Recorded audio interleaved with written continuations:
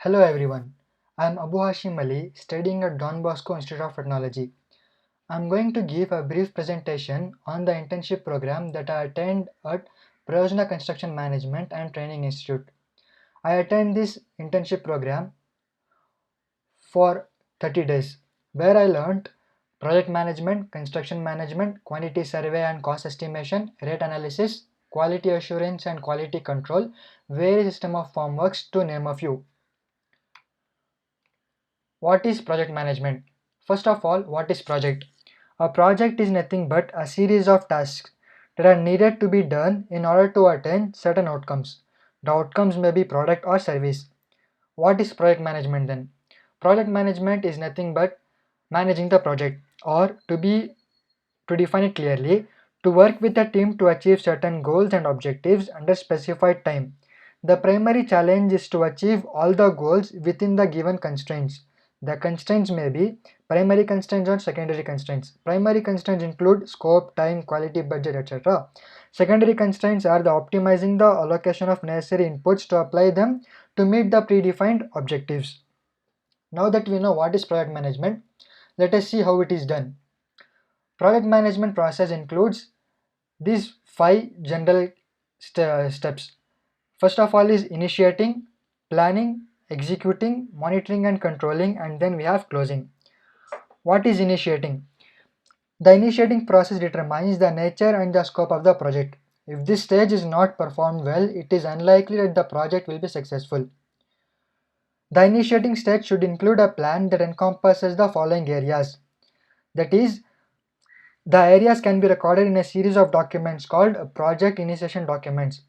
This project initiation document should include project proposal, project scope, product breakdown structure, work breakdown structure, responsibility assignment matrix, SWOT analysis, that is strength, weakness, opportunities and threats to the business.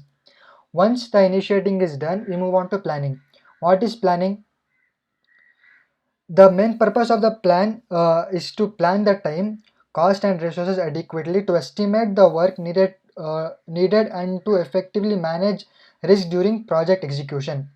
As with the initiation process, a failure to adequately plan greatly reduces the project's chances of getting successful.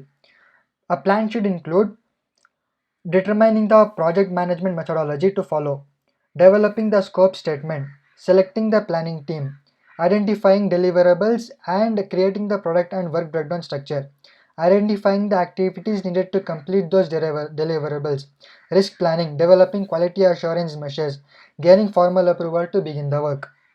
Then we move to the execution. Execution is the implementation or the phase which ensures that the project management plans deliverables are executed accordingly.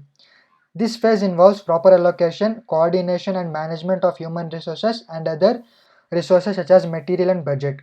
Then we move on to monitoring and controlling. Monitoring and controlling consists of those processes performed to observe the project execution so that the potential problems can be identified at a timely manner and corrective measures can be done. The key benefit is that project performance is observed and measured regularly to identify variances from the project management plan.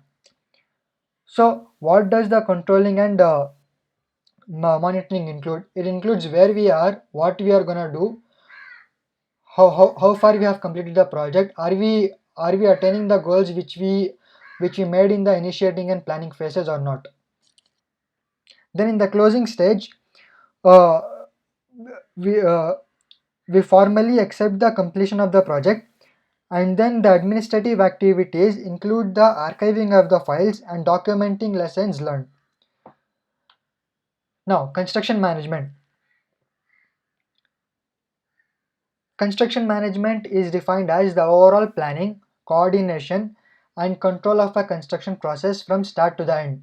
The objectives of project management are to produce the project that meets client requirements on budget, schedule, and accept risk, quality, and safety. Basically, what construction management is, it is same as project management, but our main goal here is constructing a structure, any structure for that matter, building or any engineering work. So what are the types of construction projects? The construction projects have a variety of different types depending on the construction sectors. uh, like residential home building and renovation, heavy industrial construction, commercial and industrial construction, engineering construction. So who manages all these things? All these things is managed by a person called project manager, and his tasks include estimating and negotiating project cost, formulating budget, creating schedules and work tables, determining which method and strategies are appropriate for the project, communicating with the client, stakeholders, etc., leading and interfering with workers, teams, and other construction professionals on technical matters, working with building, construction, and regulatory specialists. What are the key principles of construction management process? These are conceiving and initiating the project, defining and planning the project, launching the project, and tracking the project performance. What is conceiving and initiating the project? Before any project is done, we have to see the feasibility of the project, whether it can be done or not. How can we check that? We do feasibility studies. We apply for the approval of the project. Then once the approval of the project is done, we go for defining and planning the project. And defining and planning the project, we do the detailing of cost, scope, duration, quality, and communication used in the project. And then we launch the project. Launching the project is nothing but the execution of the project, or in case building of the construction of the particular structure. Then we track the project performance by monitoring and controlling, as we learned in the previous slides. Now, what are the stages of construction management process? There are four stages. One is design, pre-construction, procurement, and construction. What is design? In design, there are four parts. It is responsibility of the project manager to make sure that design meets with building codes and other regulations. What are the things that are included in the design are the concept, the schematic design, developing the design, getting the contract documents together, which is nothing but getting the sketches of the building that is to be constructed, and allocating the jobs to the particular people or labor. And then pre-construction. In the pre-construction project, we assign a project manager. Then we determine the labors, and we investigate and we do a preliminary site investigation. In the procurement part, uh, we purchase the material and equipment that are needed for the construction of the project as per the planning which we have done. And then it is the construction, that is building of the structure which we planned.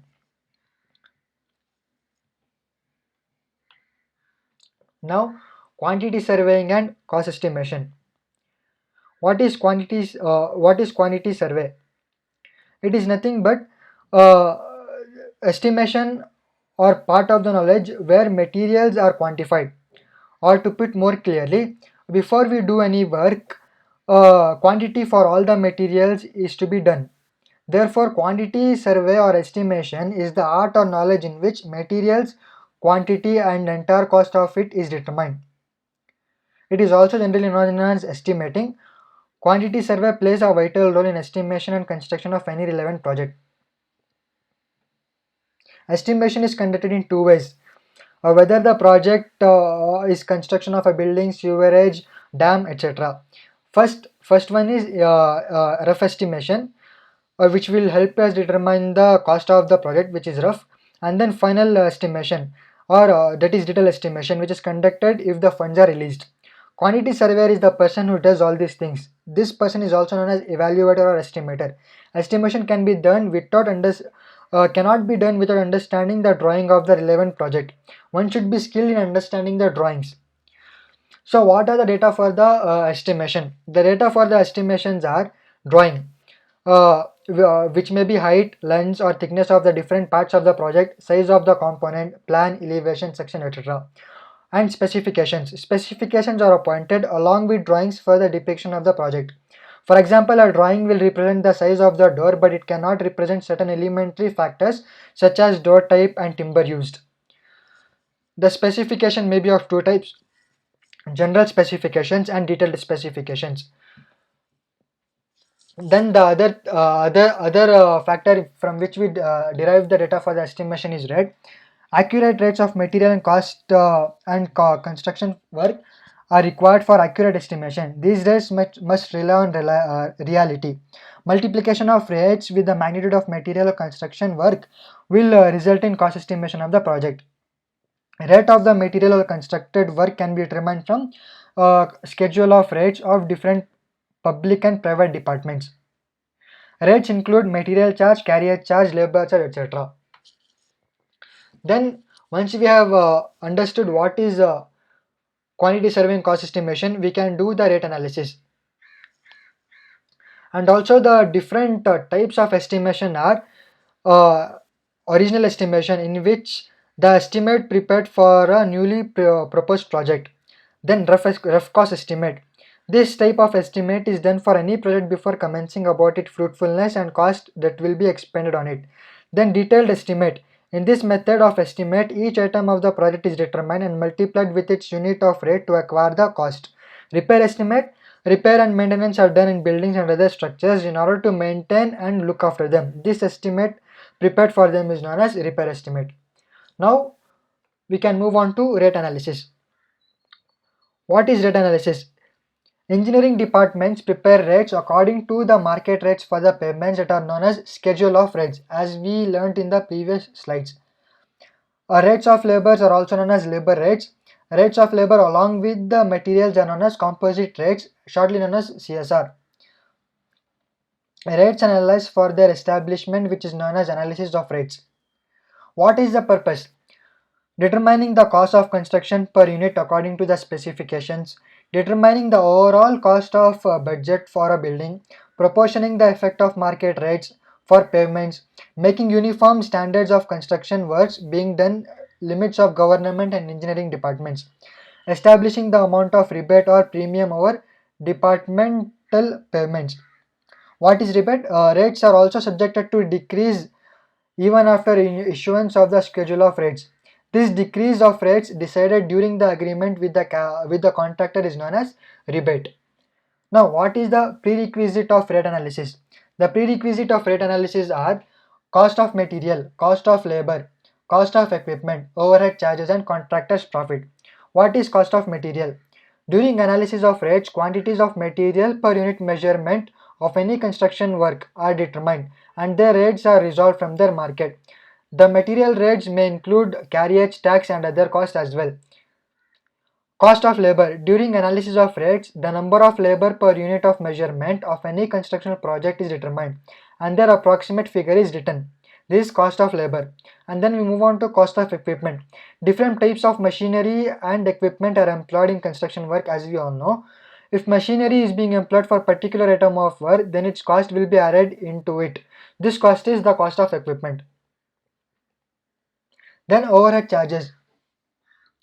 Overhead charges. During the rate analysis, overhead charges such as office rent, furniture, appliances, staff salaries, etc. are included. These are overhead charges. Contracted profit. Contractors are generally hired for construction projects. They receive a certain percentage of profit over the materials and other costs. That is the contractor's profit. Now, what is quality assurance and quality assurance and quality control? Quality assurance are certain schemes that are implemented in construction in order to maintain the standard or the quality of the work in a consistent manner. Quality assurance form the integral management system in construction company. So what are the things that are included in the quality assurance program? Training programs for works and employees, efficient safety program, effective procurement system, reward scheme for innovative works, a competitive career progress scheme. Now, what is quality control? Quality control in construction involves periodic inspection of construction activity and facilities in order to meet the desired standardization as per the contract. Quality control is undergone by the team of quality control engineers or specialized trained teams. What are the elements of quality? That is, what are to be included in the quality? Quality of characteristics, quality of design, quality of conformance. What is quality characteristics? A quality characteristics is related to the parameters with respect to the quality control process such as strength, color, texture, dimension, etc. Quality of design, it refers to the quality with which the design is carried out. Quality of conformance, it refers to checking whether the build part of the structure is conforming the given code or specification. Now, moving on to the next topic, what are the various forms of formwork? Formwork in concrete construction is used as a mold for a structure in which fresh concrete is poured, which is hardened in the subsequent days or time. Types of concrete formwork construction depends on formwork material and type of structural element. Formwork can be named based on the type of structure, member construction such as slab formwork, etc. Now, what are the requirements of good formwork? A good formwork should be strong enough to withstand all types of dead and live loads. It should be rigidly constructed and efficiently propped and braced both horizontally and vertically to retain its shape. The joints in the formwork should be tight against leakage of cement grout.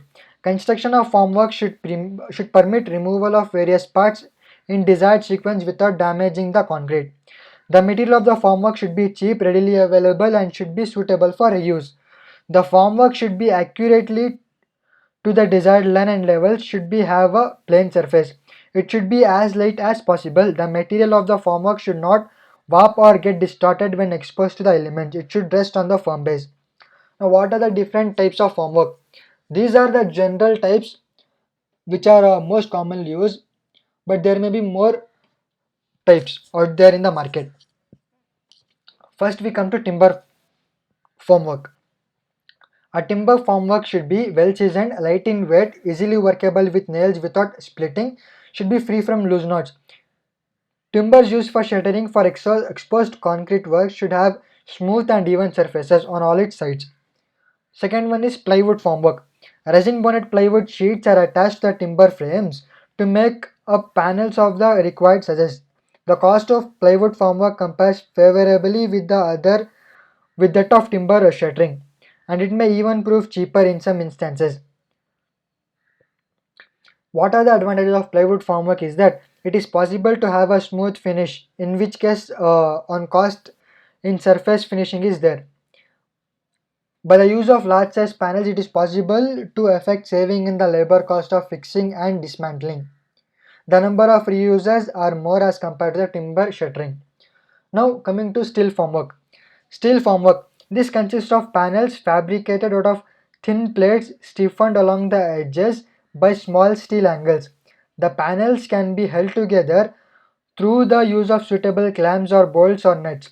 The panels can be fabricated in large numbers in any desired modular shape or size. Steel forms are largely used in large projects, not for the small projects. In a situation where large number reuse of the shuttering is possible, this type of shutter is considered most suitable for curved and circular structures. I would like to thank Ashok sir and Kiran Nathgowda sir for supporting us and guiding us for the internship program that we have done. As a student doing civil engineering, I always wanted to develop new skills from different specializations in industry and hoping to discover spaces to apply my skills. Through this internship, I have learned about the importance of practical and field knowledge about the construction sector. From a student mind, I used to think that only theory knowledge is helpful and only that is required in the real world scenarios, but it is not so. In the real world, we require more practical and field based knowledge. So, with this internship, I have got exposure to that knowledge, what happens in the field, what is done in practice, etc. So my knowledge on different specialization in the construction field has increased. One thing I struggled was application of theory knowledge. Now that I can apply the basic math uh, for rate analysis, simple multiplication. So theory practice is applied in the practical sense. I'm willing to turn this weakness into strength. I will put extra effort to develop self confidence and practical knowledge with the modern practices in civil engineering so that I can learn to be independent professional individual in future practices. This helped me Prayojna helped me achieve these things. So I'm very thankful to Prayojna Construction Management and Training Institute, especially Ashok Kumar sir and Kiran Nathgoda sir for supporting us. Thank you.